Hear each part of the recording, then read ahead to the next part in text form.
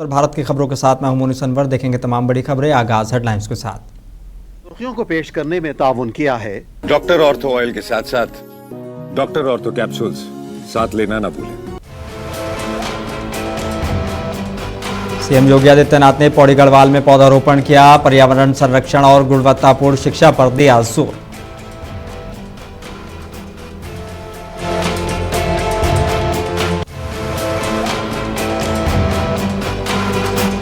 केंद्रीय मंत्री हरदीप सिंह पुरी बोले, बजट भारत को ग्लोबल पावर बनाएगा। आईएमएफ अनुमान, भारत तीसरी सबसे बड़ी अर्थव्यवस्था बनेगा।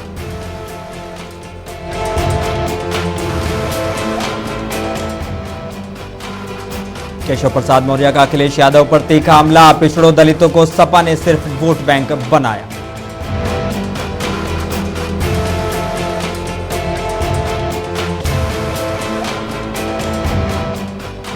हरीश रावत ने भारत अमेरिका ट्रेड डील पर उठाए सवाल।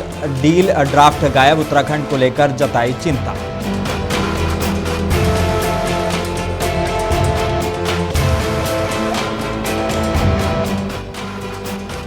इकरा हसन ने जश्न इमाम हुसैन सेमिनार में सरकार को घेरा। नफरत की राजनीति पर कड़ा प्रहार, सेमिनार में दिखा जोश।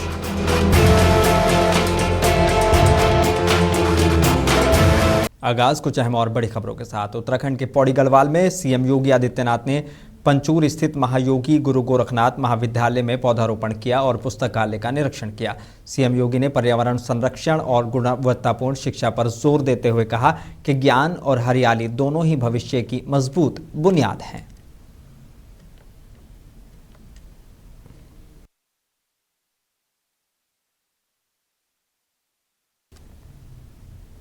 केंद्र सरकार के हालिया बजट और देश की आर्थिक तरक्की को लेकर पेट्रोलियम और प्राकृतिक मंत्री हरदीप सिंह पुरी ने सरकार की उपलब्धियां गिनाई हैं। उन्होंने कहा कि ये बजट सिर्फ हिसाब किताब नहीं बल्कि भारत को ग्लोबल इकोनॉमिक पावर बनाने की मजबूत बुनियाद है। मंत्री ने बताया कि 2013-14 के मुकाबले बजट में करीब 187% की बढ़ोतरी हुई है। आईएमएफ के अनुमान का हवाला देते हुए उन्होंने कह दिया कि भारत जल्द ही दुनिया की तीसरी सबसे बड़ी अर्थव्यवस्था बनने जा रहा है, जो नरेंद्र मोदी के नेतृत्व का नतीजा है।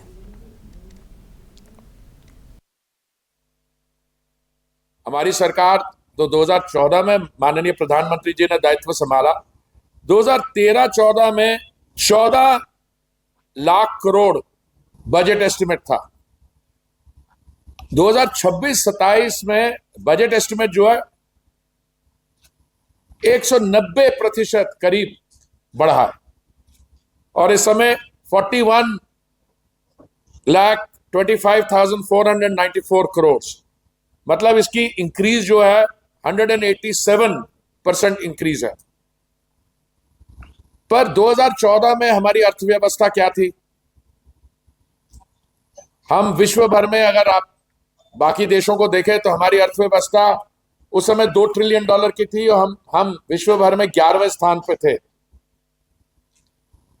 2014 से लेके 2026 तक हम वो 11वें स्थान से लेके आज चंपावत पहुंचे। उत्तराखंड के मुख्यमंत्री पुष्कर सिंह धामी ने जिला चंपावत के समग्र विकास के लिए 300 करोड़ से ज्यादा की लागत की विभिन्न योजनाओं का शिलान्यास और भूमि पूजन किया है। इस मौके पर उन्होंने कहा कि Sharda riverfront, Sharda corridor परियोजना क्षेत्र की तस्वीर बदलने वाली साबित होगी और टनकपुर की नई पहचान दिलाएगी। मुख्यमंत्री ने कहा कि शारदा घाट पुनर्विकास, सिटी ड्रेनेज योजना, आपदा रेजिलियंस के लिए इकोलॉजिकल कॉरिडोर, विभिन्न मोटर मार्गों का निर्माण और सुधारीकरण, बाढ़ सुरक्षा कार्य, हेलीपैड निर्माण, शैक्षणिक संस्थान में आधारभूत ढांचे का विकास और खेल सुविधाओं के विस्तार जैसी योजनाएं क्षेत्र में बुनियादी ढांचे को मजबूत करेंगी। ये मेरा सौभाग्य कि मुझे आज मां शारदा को समर्पित पवित्र माघ मास में शारदा नदी कॉरिडोर के अंतर्गत शारदा घाट के भव्य पुनर्विकास परियोजना का शिलान्यास करने का सौभाग्य प्राप्त हो रहा है और सच में ये मां शारदा की कृपा है कि आज इतना भव्य यहां पर जो है शारदा घाट बनने जा रहा है। मां पूर्णागिरी की कृपा है, रणकोची मैया की कृपा है, गुलजू बाबा का आशीर्वाद है इस क्षेत्र के हमारे सभी देवी देवताओं का आशीर्वाद है। उसी कारण से जैसा अभी गोविंद सामंत जी ने कहा कि अनेकों विकास के कार्य इस क्षेत्र में प्रारंभ हो रहे हैं। इसके साथ साथ आज अनेक और भी परियोजनाएं इस पूरे जिले के अंतर्गत 319 करोड़ रुपए से अधिक की 20 परियोजनाओं का आज लोकार्पण और शिलान्यास के कार्यक्रम भी यहां पर हुए। कुशीनगर में उप मुख्यमंत्री केशव प्रसाद मौर्य ने तुमकुहिराज और फाजिल नगर में आयोजित कार्यक्रमों में शिरकत की। इस दौरान मीडिया से बातचीत में उन्होंने सपा अध्यक्ष अखिलेश यादव पर तीखा हमला बोला। उप मुख्यमंत्री ने कहा कि अखिलेश यादव अब 2048 की तैयारी की बात कर रहे हैं, लेकिन जब उनकी सरकार थी तब पिछड़े वर्ग के हक और सम्मान की चिंता क्यों नहीं की गई। उन्होंने आरोप लगाया कि सपा सरकार ने सत्ता में रहते हुए पिछड़ों, दलितों और वंचितों को सिर्फ वोट बैंक समझा। उनके बयान से कुशीनगर की सियासत गर्मा गई है।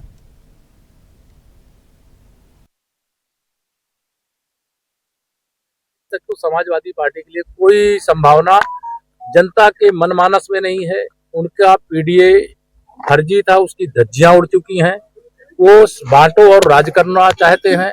2012 से 2017 तक वह स्वयं मुख्यमंत्री थे। उन्होंने पिछड़े वर्ग के लोगों को, अनुसूचित वर्ग के लोगों को, सामान्य वर्ग के लोगों को कुचलने का काम किया है। केवल तुष्टीकरण किया, केवल जातिवाद किया, केवल परिवारवाद किया, केवल दंगाइयों को, भ्रष्टाचारियों को, गुंडों को, अपराधियों को, माफियाओं को संरक्षण देने का काम किया। इसलिए समाजवादी पार्टी का उत्तर प्रदेश में और कांग्रेस पार्टी का देश में 2047 तक कोई राजनीतिक भविष्य नहीं। देखिए, श्री राहुल गांधी जी सत्ता वियोग में बौखलाए हुए, जो सत्ता वियोग में होता है, जो समझता है कि देश। और साथ ही डिप्टी सीएम केशव प्रसाद मौर्य ने दावा किया कि मौजूदा केंद्र सरकार ईमानदारी से काम कर रही है और योजनाओं का फायदा सीधे जनता तक पहुंच रहा है। प्रधानमंत्री श्री नरेंद्र मोदी जी के नेतृत्व में विकसित भारत का जो लक्ष्य रखा गया है, उसको प्राप्त करने में सक्षम यह केंद्रीय बजट है। यह विकास का एक्सप्रेस वे है। इससे देश में गरीब अमीर बनेगा, महिलाओं का सशक्तिकरण होगा, युवाओं के रोजगार के व्यापक अवसर मिलेंगे और हमारा जो अन्नदाता है वो समृद्धशाली बनेगा। केंद्रीय बजट में इतनी बढ़िया सोच है कि निवेश इतनी तेजी से भारत में आएगा कि अगर मैं कहूं कि भारत ग्लोबल मैन्युफैक्चरिंग का हब बनेगा तो कोई गलत नहीं होगा। और देश को भारतीय जनता पार्टी की अगुवाई में माननीय नरेंद्र मोदी जी के ऊपर भरोसा है और ये लगातार जो 9वां बजट हमारी देश की। और अमरोहा से बीजेपी सांसद चौधरी कंवर सिंह तंवर ने बजट को ऐतिहासिक बताया। एम्स, बालिका हॉस्टल और ट्रॉमा सेंटर से पश्चिम यूपी को बड़ी सौगात मिली है। जिले में एक बालिकाओं के लिए हॉस्टल मंजूर कर दिया इन्होंने सभी जिले में, लेकिन हमारे जिले में भी हो गया। और एक यहाँ पर ट्रॉमा सेंटर वो भी मंजूर हो गया इस हॉस्पिटल में, जो सरकारी हॉस्पिटल है। दूसरा यहाँ एक एम्स मंजूर होगा, वो मेरे ख्याल शायद हापुड़ के आसपास बनेगा। तो पश्चिमी उत्तर प्रदेश में एम्स बनना बहुत बड़ी बात है। और जो ये सरकार ने ये जो ट्रॉमा सेंटर बनाए हैं, जो बच्चों के लिए, लड़कियों के लिए खास करके उनके लिए हॉस्टल जो बना रहे हैं, पढ़ाई पर जो जोर दे रहे हैं, वो पढ़ाई का मतलब ये है कि हम अपने भारत को शिक्षित भारत बनाना चाहते हैं। भारत अमेरिका ट्रेड डील पर वरिष्ठ कांग्रेस नेता और उत्तराखंड के पूर्व मुख्यमंत्री हरीश रावत ने सवाल उठाए। उन्होंने कहा कि सरकार जश्न मना रही है, लेकिन डील का ड्राफ्ट तक मौजूद नहीं है। अमेरिका से आ रहे बयानों से चिंता बढ़ी है, खासकर उत्तराखंड के लिए। की बातें तो कह दी हैं सरकारी पक्ष ने, जिनमें माननीय प्रधानमंत्री जी भी सम्मिलित थे, माननीय वाणिज्य मंत्री सम्मिलित थे, लेकिन और धन्यवाद भी दे दिया है, उत्सव भी मना लिया है, मगर ट्रेड डील है कहाँ? अभी तो पता चला है कि ड्राफ्ट ही नहीं हुई है। मार्च में ट्रेड डील सामने आएगी, क्या है क्या नहीं है। और जो कुछ अमेरिका में कहा जा रहा है, वहां के कृषि मंत्री ने जो कुछ कहा है, वो चिंता का विषय है। और उत्तराखंड के तौर पर तो हमको और ज्यादा चिंतित होना, हमारा तो सारा एप्पल मिशन जो है अभी पूरी तरीके से परवान भी नहीं चढ़ा है, ये तो बेमौसम मर जाएगा, क्योंकि वहां से सेब आयातित होंगे। और सेब ही नहीं, बहुत सारे ऐसे प्रोडक्ट हैं, एग्रीकल्चर प्रोडक्ट जो है, और उसके अलावा जो है दुग्ध प्रोडक्ट भी ऐसी वहाँ की गायों को तो मांस तक खिलाया जाता है। यदि उनकी चर्बी का दूध बना करके यहाँ दूध पाउडर यहाँ आएगा, दूसरी चीजें आएंगी, तो हमारा तो डेली। मंगलौर में हज़रत इमाम हुसैन की विलादत की 50वीं स्वर्ण जयंती पर आयोजित जश्न इमाम हुसैन अलैहिस्सलाम सेमिनार में राजनीति और समाज प्रति के बयान सुनने को मिले। राष्ट्रीय मुस्लिम मंच के अध्यक्ष इंद्रेश कुमार ने इमाम हुसैन की इंसानियत, अमन और वतन परस्ती के पैगाम को आज भी प्रासंगिक बताया। वहीं कैराना से सपा सांसद इकरा हसन ने केंद्र सरकार पर हमला बोलते हुए मौजूदा सियासत और नफरत की राजनीति पर कड़ा प्रहार किया। सेमिनार में भारी जोश और तालियों की गूंज देखने को मिली। मंत्री मौजूद हो, जिस सदन में होम मिनिस्टर मौजूद हो, जिस सदन में देश की ग्रीन और सबसे बड़ी पंचायत में देश भर से चुने हुए सदस्य मौजूद हो, हर तरह की सिक्योरिटी और फैसिलिटी जिस सदन में मौजूद हो, उस सदन में अगर महिला सांसदों से 56 इंच के हमारे प्रधानमंत्री जी को डर लग रहा है, तो मुझे लगता है इससे बड़ी शर्म की बात हमारे देश के लिए कुछ हो ही नहीं सकती।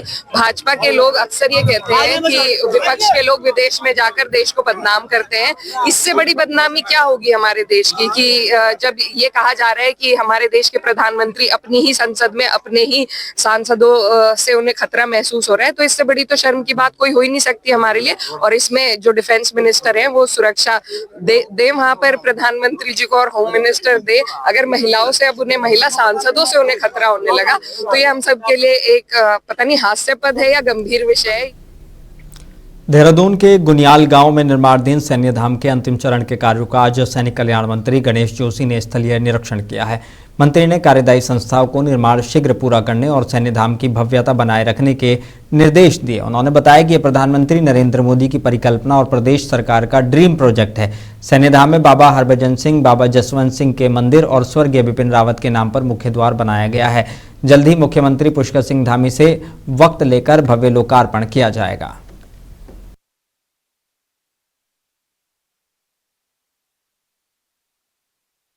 कासगंज से इस वक्त की बड़ी और दर्दनाक खबर सामने आई है। शादी के कार्ड बांटने जा रहे 22 वर्षीय युवक अशोक को अज्ञात वाहन ने जोरदार टक्कर मार दी, जिससे उसकी मौके पर ही मौत हो गई। 14 फरवरी को अशोक की छोटी बहन की शादी होनी है। हादसे के बाद परिवार में कोहराम मचा है। पुलिस ने शव को पोस्टमार्टम के लिए भेज दिया है।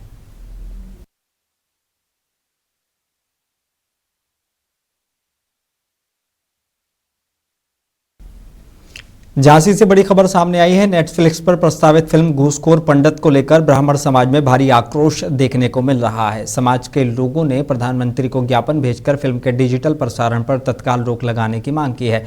उनका कहना है कि फिल्म का शीर्षक और कथानक एक पूरे समाज की सामूहिक छवि को ठेस पहुंचाता है, जिससे सामाजिक सौहार्द और शांति प्रभावित हो सकती है।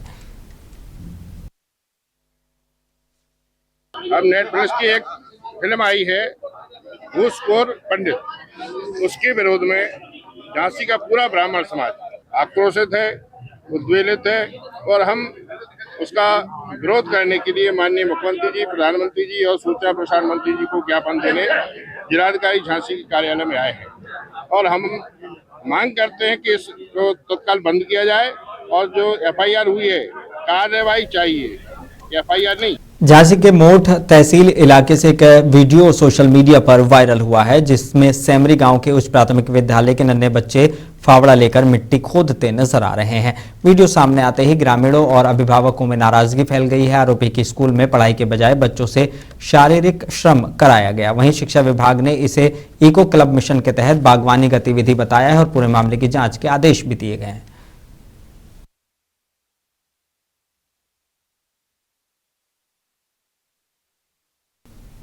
उत्तर प्रदेश के बिजनौर की नगीना तहसील में आज संपूर्ण समाधान दिवस का आयोजन किया गया, जहां एडीएम प्रशासनिक अंशिका दीक्षित ने फरियादियों की समस्याएं सुनी है। उन्होंने संबंधित अधिकारियों को त्वरित निस्तारण के निर्देश दिए। समाधान दिवस के बाद तहसील कार्यालय का निरीक्षण कर साफ सफाई, अभिलेख और लंबित मामलों को जल्द निपटाने पर सख्ती दिखाई गई। जी देखिए, शासन के और माननीय मुख्यमंत्री जी के जो निर्देश हैं उसके क्रम में आज तहसील नगीना का विभिन्न पटलों का और सारे कार्यों का निरीक्षण किया गया है। इसकी जो भी यहाँ पर हमको कमियाँ मिली हैं, जहाँ पर भी सुधार किया जा सकता है, उसके संबंध में हम अपनी अब बिजनौर से बड़ी खबर है, जहां हेमपुर दीपा थाना इलाके के ग्राम मंडोरा में एक घर में लाखों की लूट से हड़कंप मच गया। लुटेरों ने विवाहिता के साथ मारपीट कर जेवरात लूट लिए और फरार हो गए। सूचना मिलते ही एसपी अभिषेक जहां मौके पर पहुंचे। पुलिस सीसीटीवी फुटेज खंगाल रही है। एसपी ने बताया कि केस दर्ज किया जा रहा है और जल्द खुलासा किया जाएगा। गांव मंडोरा जट थाना हेमपुर दीपा में आज सुबह एक सूचना मिली। एक महिला ने यह बताया कि अर्ली मॉर्निंग लगभग 9:30-10 बजे के बीच एक पुरुष और एक युवती उसके घर से जो है सामान ले जाने की कोशिश कर रहे थे। उस समय उनसे झड़प हुई और उनके माथे पे थोड़ी सी स्वेलिंग है, हल्की चोट है। वैसे वो स्थिति उनकी ठीक है। इसमें तत्काल उनसे तहरीर प्राप्त कर अभियोग पंजीकृत किया जा रहा है। जो भी सामान उनके हिसाब से गया है उसका विवरण प्राप्त किया जा रहा है और आसपास के सीसीटीवी फुटेजेस दिखवाए जा रहे हैं। अभी तक जो जानकारी मिली है, इस घर में 2 गेट हैं और लगभग बुलंदशहर में रफ्तार का कहर एक बार फिर जानलेवा साबित हुआ है। अहमदगढ़ थाना इलाके के फतेहगढ़ भट्टे के पास अज्ञात वाहन की टक्कर से बाइक सवार 2 युवक आयुष और सूरज की मौके पर ही मौत हो गई। हादसे से गांव में मातम पसरा है। पुलिस ने शव पोस्टमार्टम के लिए भेजकर आरोपी वाहन की तलाश शुरू कर दी है। पोस्टमार्टम के लिए इसलिए आया तो मेरा जो भतीजा है वो और उसके साथ एक दूसरा उसका दोस्त है सूरज, वो दोनों जॉब करते थे नोएडा से जाकर दवाई के लिए जा रहे थे तो वहाँ पे एक्सीडेंट मार दिया अज्ञात वाहन ने किसी। बुलंदशहर की सड़कों पर आज किसानों का जबरदस्त आक्रोश देखने को मिला। अपनी मांगों को लेकर हजारों किसान ट्रैक्टर के काफिले और पैदल मार्च के साथ सड़कों पर उतर आए। आंदोलन खुर्जा के गांव मदनपुर से शुरू होकर कालिंदी कुंज कॉलोनी में महापंचायत की ओर बढ़ रहा है। किसानों का आरोप है कि खुर्जा तहसीलदार भ्रष्टाचार में लिप्त हैं और किसानों पर फर्जी मुकदमे दर्ज कराए गए हैं। वहीं लिंक एक्सप्रेसवे के लिए ली गई जमीन का उचित मुआवजा नहीं मिलने से किसान नाराज है। हालात को देखते हुए प्रशासन अलर्ट मोड पर है और भारी पुलिस बल तैनात किया गया है। विषय किसानों से संबंधित है और जो भ्रष्टाचार की पराकाष्ठा तहसील लेवल पर खुर्जा में हो रही है वो एक शुरुआत है किसानों की आवाज को दबाने की। आपने पहले भी देखा होगा, जैसे ही कहीं अधिग्रहण की शुरुआत होती है, जो किसान नेता होते हैं या जो नेतृत्व करते हैं किसानों का, उनकी आवाज को एक एक करके दबाना शुरू किया जाता है जिससे कि किसान अपनी बात ना रख सके। लेकिन मैं आपके माध्यम से एक बात बता देना चाहता हूं कि कोई भी शासन प्रशासन ये ना समझे कि हम किसी भी मुद्दे पे बटे हुए हैं, किसान को बटा हुआ न समझे, ये गलती ना कर दे कोई। और रही बात भूमि अधिग्रहण की, ये हमारी अंतिम संपत्ति होती है सर। किसान की अंतिम पूंजी होती है भूमि, और जब अंत होता है किसी चीज का तो ऐसे ही नहीं होता।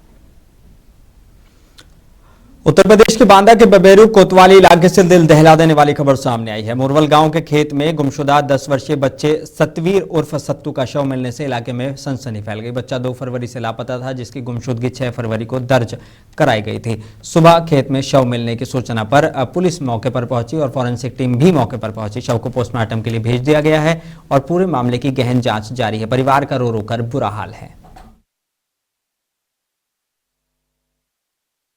कार्रवाई करते हुए समुचित धाराओं में मुकदमा पंजीकृत कर लिया और 2 टीमों का गठन करके रात्रि को सघन तलाशी अभियान चलाया गया, परंतु सुबह ही उक्त बच्चे का शव प्राप्त हुआ। 3 टीमों का गठन किया गया है। शव को पोस्टमार्टम हेतु भिजवा दिया गया है। फॉरेंसिक और डॉग स्क्वाड बुलवाया गया है। उत्तर प्रदेश के लखीमपुर खीरी के पलिया तहसील इलाके में अग्रवाल धर्मशाला में भव्य वार्षिक अलंकरण समारोह का आयोजन हर्षोल्लास के साथ संपन्न हुआ। कार्यक्रम का शुभारंभ मां सरस्वती की प्रतिमा पर दीप प्रज्वलन से किया गया। समारोह में पुलिस क्षेत्र अधिकारी जितेंद्र परिहार, नगरपालिका अध्यक्ष लक्ष्मी गुप्ता मुख्य अतिथि के रूप में मौजूद रहे। छात्र छात्राओं के लिए आयोजित प्रतियोगिताओं में मेधावियों को पुरस्कार देकर सम्मानित किया गया। वक्ताओं ने बच्चों को आगे बढ़ने की प्रेरणा दी। वहीं समाज के प्रति योगदान देने वाले पत्रकारों को भी सम्मानित किया गया। कार्यक्रम आयोजित कराते हैं विभिन्न प्रतियोगिता, और उसमें जो विजयी छात्र हैं उनके पुरस्कार का दिवस है। ये बच्चे जो हमारे देश का भविष्य है, ये सुदृढ़ रहेंगे, अनुशासित रहेंगे तो निश्चित रूप से हमारा देश उन्नति की ओर चलेगा। विभिन्न प्रतियोगिताएं बच्चों को उनके मानसिक विकास के लिए, उनके शारीरिक विकास के लिए। यूनिट हेड का मतलब आप समझते हो कि पूरी यूनिट का केयर टेकर के रूप में काम करते हैं और मात्र 38 साल की उम्र है। आप लोग जोरदार तालियां बजाइए। बिल्कुल समय। गाजीपुर में आज राष्ट्रीय मध्यस्थता अभियान का विधिवत शुभारंभ किया गया। जिला जज धर्मेंद्र कुमार पांडे ने जागरूकता रैली को हरी झंडी दिखाकर रवाना किया। यह अभियान आम जनता को त्वरित और सरल न्याय दिलाने के लिए केंद्रित है। इसके तहत वैवाहिक विवाद, घरेलू हिंसा, दुर्घटना, दावा और संपत्ति विवाद जैसे मामलों का सुलह समझौते से निस्तारण किया जाएगा। वहीं 22 फरवरी को मेगा विधिक सहायता शिविर का आयोजन भी किया जाएगा।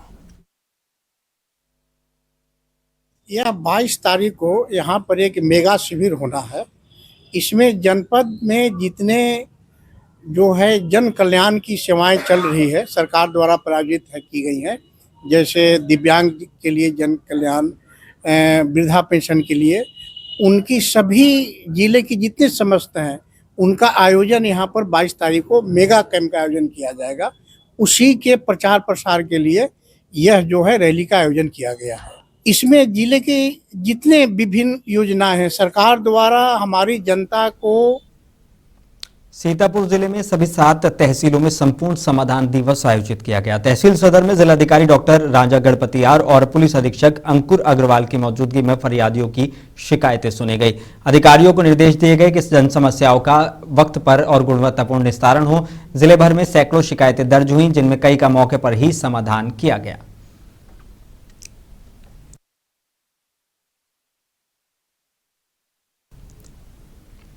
सीतापुर के तपोधाम आश्रम में 9 फरवरी को सीएम योगी आदित्यनाथ के संभावित आगमन को लेकर तैयारियां तेज हो गई हैं। जिन मार्गों से मुख्यमंत्री का काफिला गुजरेगा वहां साफ सफाई और सजावट का काम युद्ध स्तर पर चल रहा है। जिला प्रशासन ने सुरक्षा और व्यवस्थाओं को लेकर सभी इंतजाम मुकम्मल होने का दावा किया है।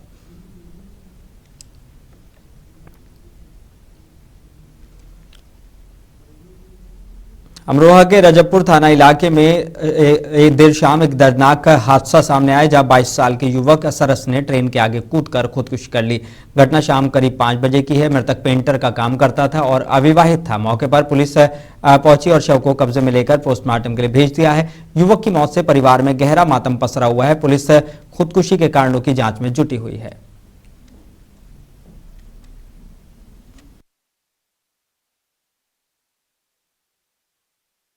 उत्तर भारत की खबरों में बस इतना ही। मुझे दीजिए इजाजत। जल्द हाजिर होंगे झारखंड की खबरें लेकर मुंसिफ जोहार के साथ।